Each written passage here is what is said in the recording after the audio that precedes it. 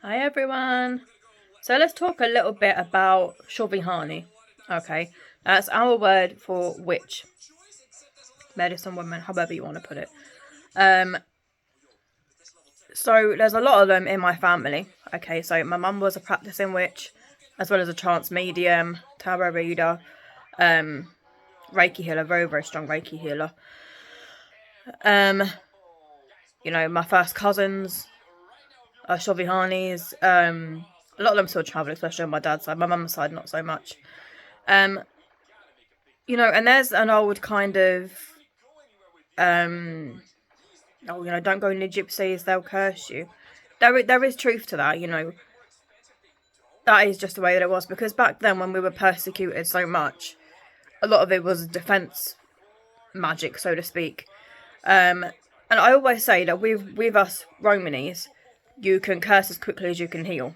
And I think that's very, very true. We make very, very powerful healers. Like, we have got so many different herbal remedies. We've got a lot of spiritual gifts for healing.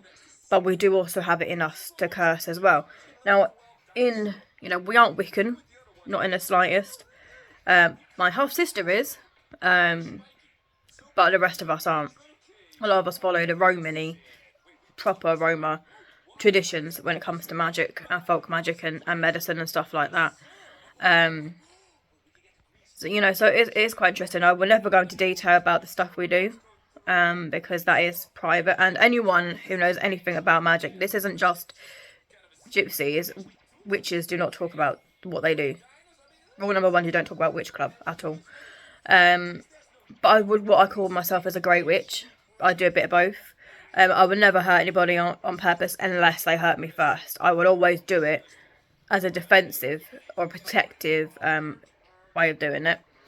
But that goes for most of us, to be fair.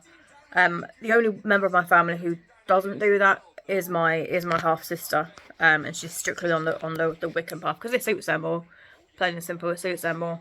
So that's just more kind of like, I'm not even going to say dispelling the myth, but that's the truth of the matter. And the thing is, you've got so many gypsies in the UK now who are born again Christians and they've forgotten the old ways.